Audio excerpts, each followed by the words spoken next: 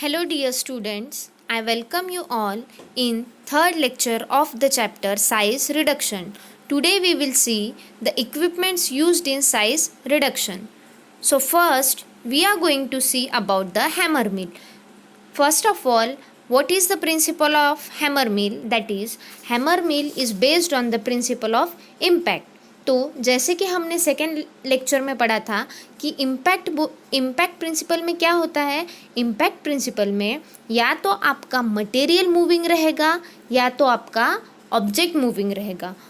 Material अगर stationery रहा तो मूविंग ऑब्जेक्ट उसको हिट करेगा, और अगर आपका ऑब्जेक्ट स्टेशनरी रहा तो फिर मटेरियल मूविंग फेज में जाके ऑब्जेक्ट को हिट करेंगे। Okay, so on this principle the hammer mill is based, but here the object is your hammer. Object क्या है आपका? हैमर आपके ऑब्जेक्ट हो गए और मटेरियल आपके क्या हो गए? जो पार्टिकल जिसकी साइज आपको रिड्यूस करनी है। Okay, so hammer mill is based on the impact principle. So here in this case the material will be remain stationary and the object, that is the hammer, will be in the moving phase, and that moving object at a very high speed is responsible for the heating or bombardment to the particular material. Okay, so the hammer mill works on the principle of impact, that is material is more or less stationary and that material is hit by an object, that is hammers, which are in moving at a very high speed. Okay, so this is the simple principle of your hammer mill, that is material आपके stationery रहेंगे और moving hammers जो कि बहुत high speed में move करेंगे वो आपके स्टेशनरी मटेरियल्स को जाके क्या करेंगे? हिट करेंगे, और वो फोर्स से, जितने फोर्स से वो हिट करेंगे उस फोर्स के वजह से आपका रिजल्ट क्या आएगा कि आपके जो कोर्सर पार्टिकल्स है वो फाइनर में रिड्यूस हो जाएगी। Okay, now let's see the construction of hammer mill. Okay, so first of all the hammer mill is constructed with a stout metal casing. ये जो पूरा सिस्टम है, जो केसिंग है, ये कैसे बना है? metal casing, and it consists of a central shaft. So this is the central shaft. Central shaft is used for the rotation purpose and it is use to hold the hammers on it. जो central shaft है, central shaft centre में present रहेगा। Central shaft पे नहीं क्या, swivel joints present रहेंगे, and swivel joints are responsible for the mounting of your hammers. Okay, तो पूरी system first of all metal casing से बनी है। मेटल केसिंग के अंदर सेंटर में क्या प्रेजेंट रहेगा? आपका शाफ्ट। शाफ्ट किस लिए है? आपके हैमर्स को रोटेट करने के लिए, हैमर्स को होल्ड करने के लिए, और हैमर्स को जॉइंट कैसे करेंगे आप लोग? सीवेल जॉइंट से। ओके, सो हैमर्स, 4 और more hammers are attach with the central shaft. जो यहाँ पे सेंट्रल शाफ्ट प्रेजेंट है, इसको सेंट्रल शाफ्ट को ने क्या 1 2 3 4 ऐसे 4 हैमर्स अटैच है। या तो कम से कम 4 हैमर्स प्रेजेंट है, या नीड के हिसाब से हैमर का नंबर हम बढ़ा भी सकते हैं। Okay, so hammers are also in the rotating form. ये हैमर्स का कैसे रहेंगे?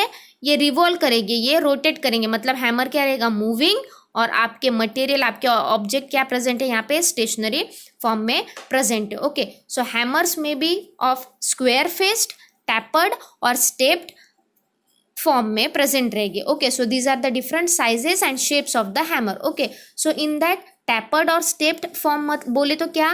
That is there is a reduction in the thickness towards one end की थिकनेस हैमर की कैसे रहेगी?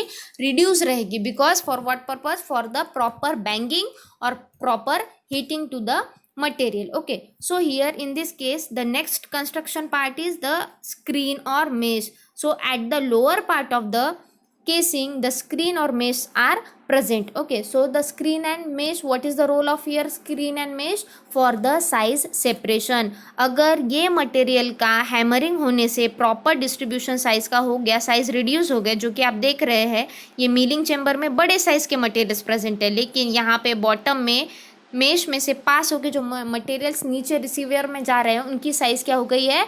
रिड्यूस। मतलब वहाँ पे साइज़ को चेक करने के लिए, चेक करने का काम किसका है? स्क्रीन का। स्क्रीन बोलेगा अगर चलो जो मेरे पोर साइज़ है मेरे पोर साइज में से पास होने के लिए अगर आपका उतना साइज रिड्यूस हो गया तो ही मैं वो मटेरियल को नीचे जाने के लिए अलाउ करूँगा, नहीं तो यहाँ से ही वो मटेरियल को वापस मिलिंग चेम्बर में भेज के उनका साइज रिडक्शन फिर से होगा और उनका अप्रोप्रिएट डिज़ायर्ड साइज रिड्यूस होने के बाद ही वो यहाँ से पास हो सकते हैं। तो so for the size separation purposes that sieve that screen is used, okay, and there is a presence of feed inlet. यहाँ पे क्या प्रेजेंट रहेगा, फीड इनलेट प्रेजेंट रहेगा। किस चीज़ के लिए फीड इनलेट, आपका मटेरियल अंदर सप्लाई करने के लिए। So for inserting the material here the feed inlet is place. So this is the principle and construction. Principle, it is based on the impact in which the materials will be stationary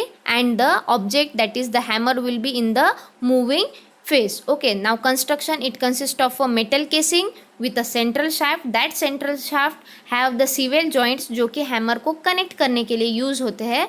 So hammer को fix करने के लिए use होते हैं। hammers, 4 or more hammers are attached to the central shaft. Then hammers can be of square faced, tapered or stepped form. Okay, so it also consists of the screen or mesh for size separation of the material and it consists of a feed inlet and outlet. outlet बोले तो क्या, receiver, जो कि यहाँ पे present होता है, receiver receive करने के लिए प्रेजेंट होता है। Okay, so this is all about the principle and construction. Now let's move towards the working of the hammer mill. Okay, so from क्या है, कंस्ट्रक्शन में क्या प्रेजेंट है, फीड इनलेट प्रेजेंट है। तो फीड इनलेट में से क्या होगा, material will be loaded into the chamber.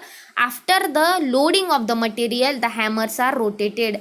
Material load होने के बाद क्या होगा, आपका हैमर नहीं क्या रोटेट होगा। After the rotation of hammer the materials are beated by the rotating hammers. Then material क्या करेगा, आपका हैमर रोटेट होने के बाद आपके हैमर वो मटेरियल को बीट करेंगे, उसको हीट करेंगे, उस पर बैंग करेंगे, जिसके वजह से वो फोर्स की वजह से क्या होगा, आपका मटेरियल का साइज रिड्यूस हो जाएगा। ओके, किस वजह से रिड्यूस होगा, due to impact between the hammer and material. Hammer, moving hammer और स्टेशनरी मटेरियल के बीच में कौन सा प्रिंसिपल अप्लाई होता है यहाँ पे, इम्पैक्ट, जिसके वजह से air will be reduction in the particle size और आपके पार्टिकल स्क्रीन में से पास होकर रिसीवर में कलेक्ट हो जाएंगे। Okay, next, what is the use of hammer mill, it is used for the brittle material and the dry materials also. Now next is the advantages of hammer mill, that is it is easy for installation. Various types of materials can be use, different types, जैसे कि dry materials, bitter materials, fibrous materials, they can be used in case of hammer mill. Okay, so less space required and continuous operation. It is continuous operation. कोई ऐसे pause लेके एक step करो उसके बाद अगली स्टेप करो, ऐसे नहीं, it is the continuous operation. Okay, now disadvantage of hammer mill, that is screen में बी क्लॉग्ड, चोक हो सकते हैं स्क्रीन। ओके, सो ये एक प्रॉब्लम आ सकता है हैमर मिल में। Then it generates the heat due to high speed of operation. Hammers क्या चाहिए हमको, रोटेटिंग फेज में चाहिए, ठीक है, तो उनको रोटेशन में लाने के लिए हमको क्या करना पड़ेगा, हाई स्पीड करना पड़ेगा। और उस हाई स्पीड की वजह से क्या होता है, हीट जनरेट होता है। हीट जनरेट होता है तो उसका डिसएडवांटेज कैसे हुआ, थर्मोलेबल सब्सटेंसेस के लिए, कि हम ज़्यादा थर्मोलेबल सब्सटेंसेस को उनकी size reduce hammer mill use करके नहीं कर सकते। सो that is the disadvantage. So it can not be used for sticky and again fibrous material. So this is another disadvantage of your hammer mill. Okay, so heat labile or thermolabile substances cannot be used because here heat is generated. So this is all about principle, construction, working, advantages and disadvantages of your hammer mill. Okay, now this is the whole diagram of the hammer mill. देखो यहाँ से जो ये this is nothing but the feed inlet. Feed inlet में से क्या आ रहा है, आपका मटेरियल आ रहा है। यहाँ पे सेंट्रल शाफ्ट प्रेजेंट है, सेंट्रल शाफ्ट में सीवेल जॉइंट यूज करके हैमर्स को अटैच किया है। तो यहाँ पे हैमर रॉड्स कितने, 4 से ज़्यादा है। जैसे जितना आपका फीड इनलेट रहेगा, मतलब सॉरी फीड सप्लाई रहेगा, अमाउंट रहेगा, जितनी क्वांटिटी रहेगी उसके हिसाब से आपको हैमर्स यूज कर सकते हो। Okay, so this is nothing but the metal casing. Okay, so after that यहाँ क्या होगा, रोटेशन होगा आपका हैमर का रोटेशन होने के बाद ये जो रेड कलर में दिखाई है यहाँ पे, that is nothing but the screen में से फाइन्स पास होके यहाँ पे रिसीवर में कलेक्ट हो जाएंगे। सो this is the basic diagram of your hammer mill. Hope you understand. Now next are the applications of hammer mill that is used for producing intermediate grade of particles that is fine और coarser के बीच में, ठीक है. Powdering of barks, roots, leaves, crystals and filter cakes. So these are applicable. Hammer mill is applicable in the powdering, that is in reducing the sizes of barks, roots, leaves, crystals and filter cake for preparation of wet granules for the tablet. Tablet के लिए जो ग्रैन्युलेशन का procedure होता है उसमें wait granules बनाने के लिए हैमर मिल का यूज होता है. मॉडिफिकेशन मतलब क्या, जो इक्विपमेंट है हैमर मिल का उसमें क्या मॉडिफिकेशन हुआ है, that is different types of screen. जो डिसएडवांटेजेस देखा था हमने पहला कि स्क्रीन क्लॉग्ड होती है, स्क्रीन चोक्ड होती है, तो उसके बेसिस पे अलग अलग टाइप्स के स्क्रीन हम लगा सकते हैं उसका डिसएडवांटेज या उसका लिमिटेशन ओवरकम करने के लिए. Okay, now next is the water jacketed. Okay, water jacketed मतलब वाटर जैकेटेड यहाँ पे क्या करके एक्ट होगा, एज अ कूलिंग सपोर्टर. जो हीट हैमर मिल में जनरेट हो रही थी जिसके वजह से हम थर्मोलेबाइल सब्सटेंसेस को हैमर मिल में यूज नहीं कर सकते थे, उस वजह से वो प्रॉब्लम को ओवरकम करने के लिए हम क्या यूज कर सकते हैं,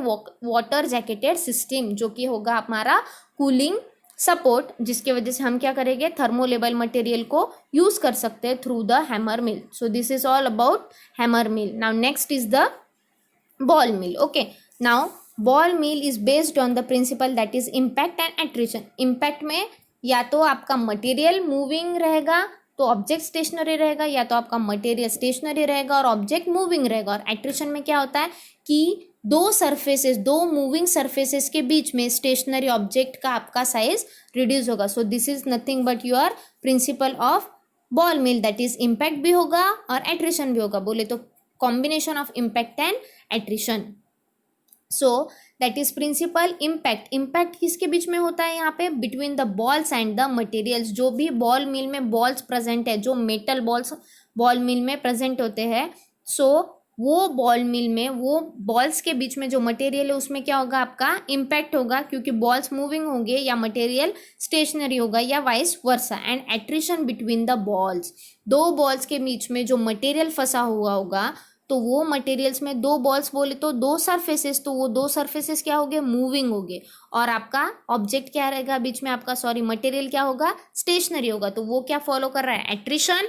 और आपका इम्पैक्ट कौन फॉलो कर रहा है, ball and material. Okay, so this ball mill is also referred as either tumbling mill और pebble mill. Okay, that balls are also referred as the pebbles. Okay, now next is the construction of your ball mill. It consists of a hollow metal cylindrical body. So this is nothing but the hollow metal cylindrical body. Okay, so that hollow metal cylindrical body is mounted on the frame. एक frame में mount करके होता है. So frame rotates on it's longitudinal axis. ये खुद के longitudinal axis में क्या होगी, रोटेट होगी, जिसके वजह से क्या मोशन आएगा, और उस मोशन के वजह से बॉल्स को क्या मिलेगी, आपके मूवमेंट मिलेगी, और that ball will revolve faster. And that revolvement of that moving of your balls will help in the size reduction. Okay, so the length of the cylinder is greater than its diameter. Cylinder consists of the balls. जो metal balls होते हैं वो metal ball ने क्या आपके rotating cylinder में present होते हैं. Okay, so cylinder is made up of metal and coated with the chrome or rubber. Okay, so ball occupies the 30 or up to 50% of the space of the mill. जो पूरा मिल present है उस पूरे मिल में 30 to 50% आपके balls present होते हैं. Okay, the ball is made up of the iron, steel और द स्टोनवेयर. बॉल्स कैसे बने होते हैं, आइदर आयरन, स्टील और the stoneware. Okay, metal casing होती है, सिलेंडर आपका मेटल से बना होता है, और आपका बॉल्स ने क्या आयरन, स्टील या स्टोनवेयर से बने होते हैं. So this is about the principle and construction of the ball mill. Okay, principle क्या है बॉल मिल का, it is made up from it is based on the impact and attrition. और उसका कंस्ट्रक्शन क्या है, एक सिलेंड्रिकल हॉलो सिलेंड्रिकल आपका body present है. उस हॉलो सिलेंड्रिकल बॉडी में आपके बॉल्स प्रेजेंट है. बॉल्स कैसे बने हैं, आयरन, स्टील या स्टोनवेयर से. बॉल कितना स्पेस लेगा, पूरे मिल के 30 to 50% में बॉल प्रेजेंट रहेंगे. Okay, and that cylindrical is mounted on the frame. Okay, that frame is responsible for the rotation of your cylindrical body. Okay, so this is nothing but the construction of your ball mill. Okay, now next is the working of ball mill. So materials and balls are placed in the chamber, जो आपका cylindrical body है, आपकी जो cylindrical body हमने देखी है, उस cylindrical body में मटेरियल्स और बॉल को फर्स्ट प्लेस करना पड़ेगा. देन रोटेट दैट चेम्बर और मिल. फर्स्ट ऑफ ऑल मटेरियल्स को फीड करो. मटेरियल्स को फीड कैसे करेंगे आप, जो यहाँ पे लीड दिया है उस लीड में से आप क्या करेंगे, मटेरियल्स और बॉल्स को नहीं क्या फीड करेंगे. आफ्टर दैट फ्रेम जो प्रेजेंट है जिस पे हमने अपना सिलेंडर माउंट किया है, सिलेंड्रिकल बॉडी माउंट की है, उस फ्रेम को हम क्या करेंगे, अलाउ करेंगे for the rotation of that cylindrical body. Okay, so sizes of the materials reduces. क्यों साइजेस, बिकॉज बॉल्स में और मटेरियल में दो प्रिंसिपल फॉलो किए जाएंगे. फर्स्ट इज द इम्पैक्ट, जो कि बॉल और मटेरियल के बीच में होगा, और दूसरा between the balls and materials क्या होगा, attrition. Okay, so due to this impact and attrition simultaneously it will result in the reduction of your size of the particle. reduce particle separate through the mesh and screen. इसमें क्या होगा, separate हमें mesh और screen use करके particles को separate करना पड़ेगा. सो this is about the ball mills. इसमें पेबल्स, इसको पेबल बॉल्स बोलते हैं, पेबल मिल बोलते हैं, टम्बलिंग मिल बोलते हैं, या फिर बॉल मिल बोलते हैं. Okay, so this is about the principle working construction of your ball mill. Then advantages, it can produce very fine powder. Okay, then wide variety of materials can be used for size reduction. Variety of materials can be used. It can be used both for wet and dry grinding processes. Various shape and sizes of balls can be used. जैसे hammer mill में different shape sizes, tapered, square shape का होता है, वैसे ball में भी different size और different shape as per the quantity की. लार्जर ज़्यादा क्वांटिटी के प्रोडक्ट है, लार्जर साइज के पार्टिकल्स है, तो ज़्यादा बॉल की साइजेस भी हम बढ़ा सकते हैं. Okay, then disadvantages, it is very noisy machine because balls will be in the rotation की वजह से balls का क्या noise होगा. so it is very noisy machine. it is a slow process. then again thermolabile, soft and fibrous material cannot be milled by the ball mill because दोनों balls के बीच में क्या होगा, हीट जनरेट होगी. बॉल और cylindrical wall के बीच में, जो सिलेंड्रिकल बॉडी उनके बीच में भी टम्बलिंग एक्शन होने की वजह से क्या होगी, हीट जनरेट होगी, जिसकी वजह से थर्मोलेबल, सॉफ्ट या फाइबरस मटेरियल का मिलिंग नहीं हो सकता. Wear occurs from the ball as well as from the casing. Wears बोले तो क्या, लीच करेगा. आपके बॉल्स आयन से बने होते हैं, तो आयंस क्या करते हैं, जनरली लीच करते हैं, तो खुद के सब्सटीट्यूट क्या करेंगे, वो आपके मटेरियल में लीच करेगी, तो आपका मटेरियल इम्प्योर होगा. So that's why the wear occurs from the balls as well as from the casing which cause the contamination of the product. इससे प्रोडक्ट impure हो जाएगा, प्रोडक्ट में आपके कंटेमिनेशन हो जाएगा. so these are the disadvantage of the ball mills. then use, it is used for milling of dyes, pigments and insecticides at low speed. तो insecticides, pigments या colourants जो dies होते हैं उनको प्रोड्यूस करने के लिए हम बॉल मिल का यूज कर सकते हैं. So this is about the ball mill.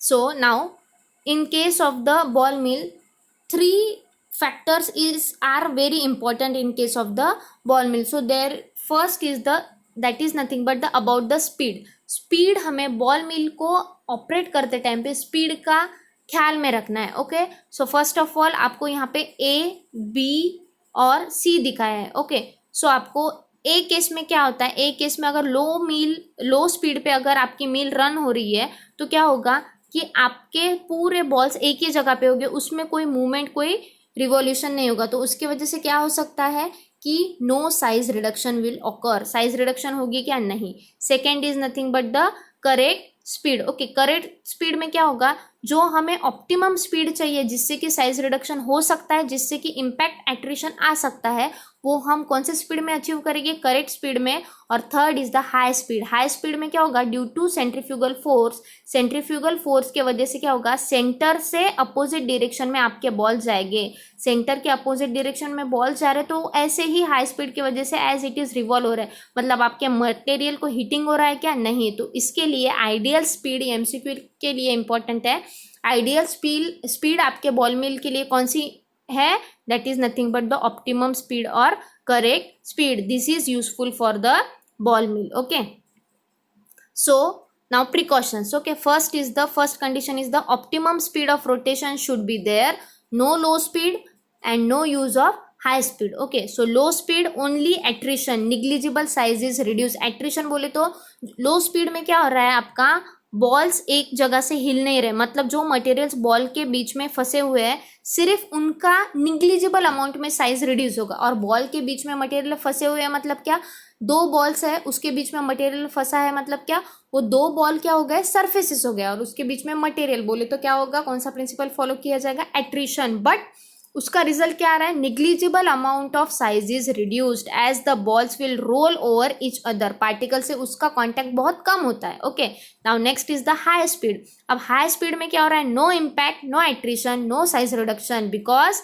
As the balls are held against the mill and revolve with the mill. Mill के साथ साथ घूमेगा, सेंट्रीफ्यूगल फोर्स की वजह से सेंटर के अगेंस्ट, सेंटर के अपोजिट डायरेक्शन में जाके वो क्या हो रहा है, रिवॉल्व हो रहा है, मतलब मटेरियल से उनका कांटेक्ट आ ही नहीं रहा है, मतलब no attrition, no impact, thus no size reduction. And last is the correct speed में क्या हो रहा है, at this speed the balls are carried almost to the top of the mill and then fall across the mill. मतलब क्या हो रहा है, टम्बलिंग हो रही, प्रॉपर टम्बलिंग की.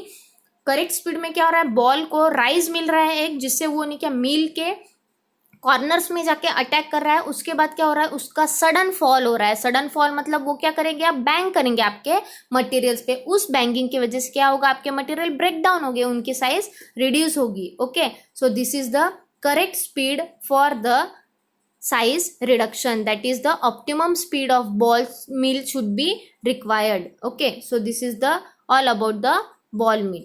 So now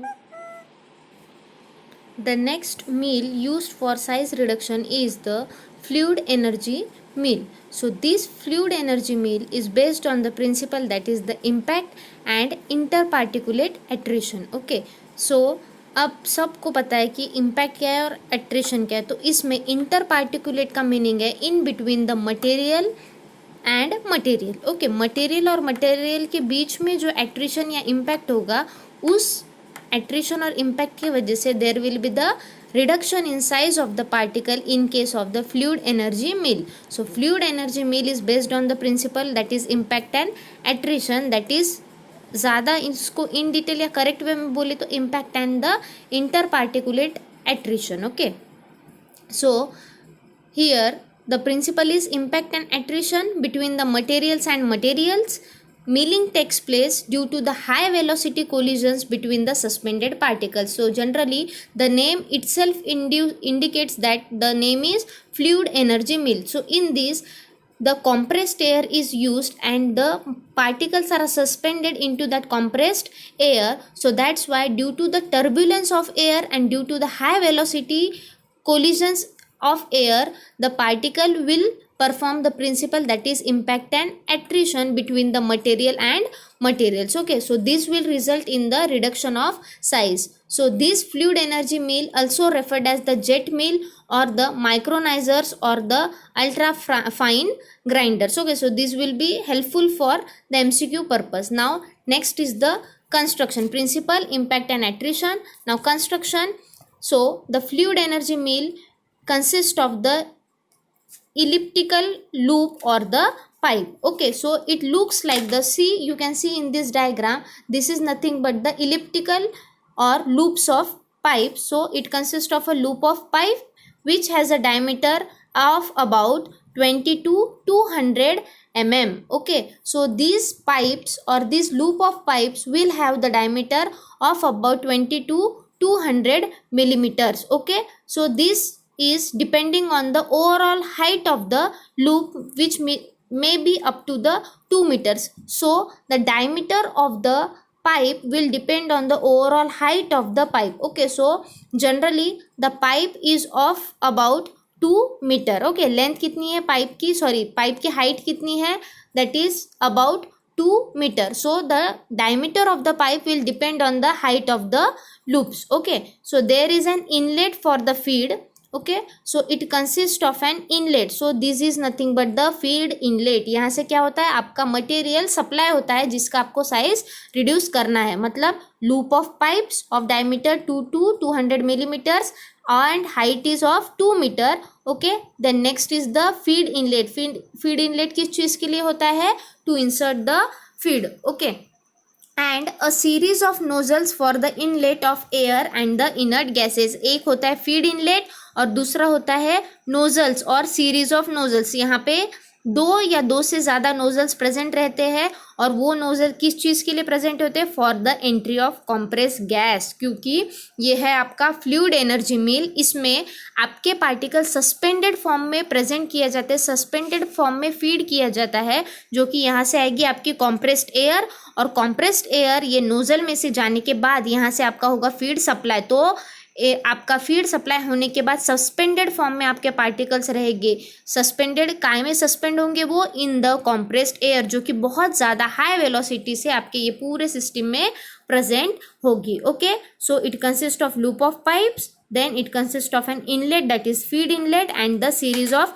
nozzles at the bottom which will act as a inlet for air or for the inert gases. Okay, then it has an outlet with a classifier, और यहाँ पे क्या present होगा? एक outlet with a classifier. Classifier is also referred as the screen. किस चीज के लिए यूज होती है screen? For the separation of particle depended on its particle size. Okay, तो यहाँ पे क्या प्रेजेंट है? आउटलेट या क्लासीफायर, मतलब जिस पार्टिकल्स का सेपरेशन हुआ है उसको हम ये आउटलेट, जो कि क्लासीफायर, जो कि स्क्रीन से कनेक्टेड है, जिसमें स्क्रीन प्रेजेंट है, स्क्रीन के पोर साइज में से जो particle, very fine particle up to 5 micron भी हम ये फ्लूइड एनर्जी मिल में से पार्टिकल्स अचीव कर सकते हैं। Okay, it can reduce the particle size that is to 1 to 20 microns तक पार्टिकल साइज हमें रिड्यूस करके दे सकता है ये फ्लूइड एनर्जी मिल। सो उस साइज की यहाँ पे हम स्क्रीन बिठाएंगे और जो वो स्क्रीन में से जो पास हो गए वही यहाँ पे कलेक्ट हो गए, नहीं तो otherwise it will send back to the system. Okay, so that is the setting whole construction of your fluid energy mill. Okay, so it consists of a elliptic loop of pipe. The height of the pipe is about 2 meters. Then the diameter of pipe will be of 20 to 200 millimeters. Feed inlet is present. Then an outlet is present. Feed inlet is present with the path of the air flow, क्योंकि air में हमको suspend करना है. After that feed outlet is present at the upper side of the path pipe यहाँ पे. Okay, so it is made up of stainless steel and a tough ceramics. Materials जो भी use होता है ये लूप ऑफ पाइप बनाने के लिए, that can be either stainless steel और tough ceramics. Okay, nozzles are placed at the bottom of the pipe or opposed to the initial flow of the path of the powder. यहाँ पे powder का path है और यहाँ पे उसके opposite side में क्या प्रेजेंट है? Number of nozzles are present at the bottom. Okay, then compressed air is used at 600 kilopascals to 1 megapascal. कहाँ तक? compressed air that is 600 kilopascals to 1 megapascal तक यूज की जा सकती है. Okay, inert gases are use to minimize the oxidation of compound, जिससे compound का degradation हो सकता है, कंटेमिनेशन हो सकता है और प्रोडक्ट की केमिकल एक्टिविटी क्या हो सकती है? हैम्पर हो सकती है. उस वजह से वो डिग्रेडेशन को ओवरकम करने के लिए क्या किया जाता है? यहाँ पे इनर्ट गैस भी यूज किए जाते हैं. Okay, and outlet attach with the classifier that is cyclone separator और air bag is allowed to escape from the air. Okay, so here outlet with the classifier is present. So this is the principle, that is impact and attrition. और impact and attrition किस वजह से होता है? Due to high velocity collisions of your compressed air, and in that compressed air what is present? Your suspended particles are present. Then construction में elliptical loop of pipes, then the height of pipe is about 2 meter, diameter of pipe is 20 to 200 millimeter. Feed inlet is present, feed outlet is present, nozzles are present for compressed gas, then the classifier is present with the outlet. So this is the construction of your fluid energy mill. Now next is the working of fluid energy mill or jet mill, that is materials are placed through the feed inlet.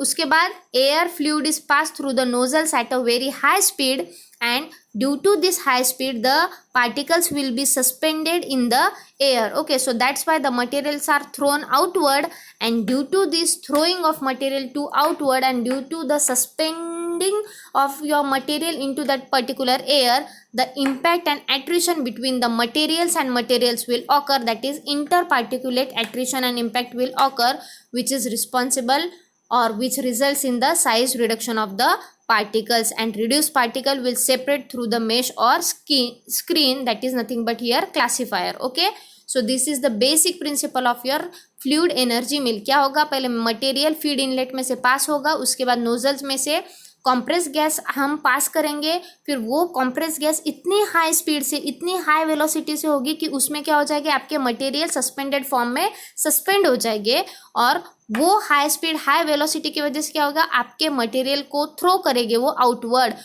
Due to which the impact and attrition between the material and materials will takes place, and which is result in the reduction of the size of your particles, and the reduced particles will get separated from the classifier. So this is the working of your fluid energy mill. Okay, now next is the uses of fluid energy mill, that is it is used to separate the particle size of drugs such as antibiotics and vitamins. Then advantages, it has no moving parts, hence heat is not produced during the milling, like hammer mill के जैसे कि moving parts present नहीं है, तो इसकी वजह से क्या होगा, हीट जनरेट नहीं होगी, मतलब थर्मोलेबल सब्सटेंसेस के लिए फ्लूइड एनर्जी मिल क्या है, बेस्ट है। Okay, due to expansion of gases cooling effect is produce during the milling. Again एक तो हीट जनरेट नहीं हो रही, और गैसेस के एक्सपेंशन के वजह से क्या हो रहा है, cooling energy will be generated, means heat labile substances can be milled like sulfonamides, vitamins, antibiotics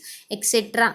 then disadvantages, it is a very expensive equipment, because here in this case the additional accessories are required, then compressed gas, inert gas are required, which is very expensive. Okay, so the disadvantage is that it is expensive equipment, it needs additional accessories like fluid energy source and dust collector. Okay, next is it is not suitable for very soft, tacky and fibrous material. So these are the disadvantages of your fluid energy mill. Now next is the end runner mill and the edge runner mill. Okay, so this end and edge runner mill is based on the principle of impact and shearing. The shear stress is applied and the impact में क्या होता है, moving object या तो moving material, stationary object या तो stationary material. Okay, so moving object रहेगा तो material stationary रहेगा, moving object material को bang करेगा, या तो मटेरियल मूविंग रहेगा तो ऑब्जेक्ट स्टेशनरी रहेगा, मूविंग मटेरियल आपके ऑब्जेक्ट को जाके हिट करेगा. So this is the basic principle of your edge runner mill and the end runner mill. We will see it one by one.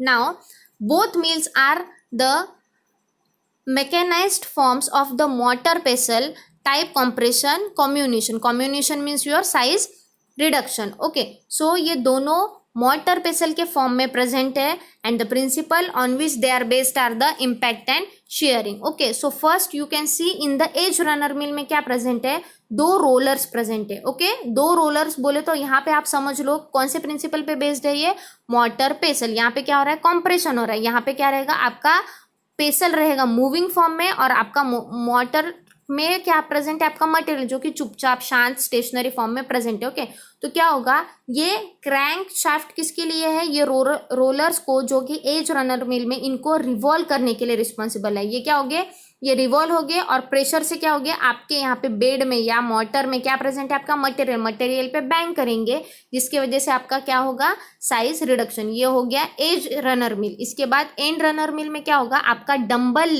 Like structure का पेसल present है. ये देखो dumbbell का एक एंड, ये डंबल का दूसरा and. Okay, so this is nothing but your पेसल. ये क्या प्रेजेंट है, आपका बेड बोले तो आपका मोटर समझ लो, और इस मोटर में क्या रहेगा, आपके मटेरियल्स रहेंगे. अगेन डंबल में क्या है, ये डंबल क्या करेगा, आपका पेसल क्या करेगा, राइज करेगा. राइज करने के बाद में क्या, बहुत जोर से फॉल डाउन करेगा और किस पे बैंग करेगा, आपके मटेरियल्स पे. सो ये राइज और फॉल, राइज और फॉल ये किसके लिए रिस्पॉन्सिबल है, आपके मटेरियल को हिट करने के लिए, बैंग करने के लिए, कॉम्प्रेस करने के लिए. मतलब यहाँ पे क्या हो रहा है, एज में क्या हो रहा है, रोल होके आपके मटेरियल को बैंग हो रहा है, और यहाँ पे क्या हो रहा है, एंड में क्या हो रहा है, आपका मटेरियल, आपका पेसल क्या हो रहा है, राइज होके फिर फॉल करके आपके मटेरियल को क्या कर रहा है, आपके मटेरियल का साइज रिड्यूस कर रहा है. सो this is nothing but your edge runner mill and this is your and runner mill. Okay, so this is the basic principal, that is impact and shearing. Okay, now edge runner mill. Okay, so size reduction done by the compression due to the heavy weight of the stone. यहाँ पे क्या present है, stone present है, rollers बोलते हैं हम इसको, stone present है ये, दैट इज रोलर्स. ये क्या रहेगा, आपका बेड रहेगा, इस बेड में क्या प्रेजेंट है, आपका मटेरियल. तो क्या होगा, ये रोलर्स का रिवॉल्व करने की वजह से आपका क्या हो रहा है, प्रेशर जनरेट हो रहा है, और प्रेशर जनरेट हो रहा है बोले तो ये हो गया आपका क्या है, रिवॉल्विंग, आपका रोटेटिंग क्या हो गया, आपका रोटेटिंग ऑब्जेक्ट हो गया। और यहाँ पे स्टेशनरी फेज में क्या प्रेजेंट है, आपका मटेरियल प्रेजेंट है। तो ये रिवॉल्विंग ऑब्जेक्ट बैंग करेगा आपके मटेरियल पे, जिससे क्या होगा, कॉम्प्रेशन होगा, कॉम्प्रेस होगा, प्रेशर जनरेट होगा, उसकी वजह से साइज रिड्यूस होगा। सो यहाँ पे क्या हो रहा है, एज रनर मिल कौन से प्रिंसिपल पे बेस्ड है, size reduction by the compression due to heavy weight of the stone. जो हेवी वेट है रोलर्स का, उसके वजह से आपका साइज रिड्यूस हो रहा है। Next is the working, materials to be ground is placed on the bed at the same time travel around the shallow stone bed, so the size reduce is achieved by shearing as well as crushing. shearing और crushing दोनों की वजह से क्या होगा, आपका size reduce होगा। okay, uses, it is used for grinding the tough material to fine powder, okay, and it is used for the plant based products. generally plant based products का अगर हमें size reduction करना हो तो हम as runner मिल को use कर सकते हैं। then advantage, not required for attention during the operation, मतलब कोई खास ख्याल देने की जरूरत नहीं है। Okay, disadvantage, that is time consuming and energy consuming. Next is non sticky material, can not use of the sticky material. क्यों, क्योंकि वो रोलर्स को जाके क्या करेंगे, मटेरियल आपके स्टिक हो जाएंगे। ओके, सो जिसकी वजह से वेट लॉस हो सकता है या प्रॉपर रिडक्शन नहीं अचीव कर सकेंगे। So this is about the edge runner mill. Now next is the end runner mill. Okay, so principle, crushing due to the weight of pestle and the shearing. Okay, now construction, it consists of a mechanical motor and pestle which can rotate at a high speed. Okay, generally जो dumbbell shape के पेसल है, dumbbell shape के पेसल present होते हैं in case of the end runner mill. Steel mortar which is fixed to the flanked plate in the is present. Okay, so इसमें क्या होता है, steel mortar is present, then pestle is of dumbbell shaped, pestle can be raised from the mortar to facilitate the emptying and cleaning. इसमें collection कैसे होता है, आपके particles के साइज रिड्यूस होने के बाद कि आपका मोटर से पेसल क्या होगा, पेसल एक हाइट तक नहीं क्या राइज होगा। तो एक राइज कर सकते हैं हम पेसल को, और राइज होने के बाद क्या होगा, डिस्टेंस आएगा पेसल और मोटर के बीच में। वो डिस्टेंस से हम क्या, एक तो मोटर को क्लीन कर सकते हैं, मोटर को साइज रिड्यूस होने के बाद एम्प्टी कर सकते हैं। So this is nothing but the simple construction. It consist of dumbbell shape पेसल and steel motor. Okay, working, the material to be ground is placed in the motor. The motor revolves at a high speed. The revolving motor causes the pestle to revolve during this process. Size reduction is achieved. Okay, uses, suitable for fine grinding, and disadvantages, that is not suitable for the drugs which are unbroken or slightly broken conditions. Okay, so this is all about the equipments which are used in size reduction. Okay, so we have seen the hammer mill, then ball mill, fluid energy mill, then the edge runner mill and end runner mill. This is all about the size reduction. Here the chapter is completed. Okay, thank you so much.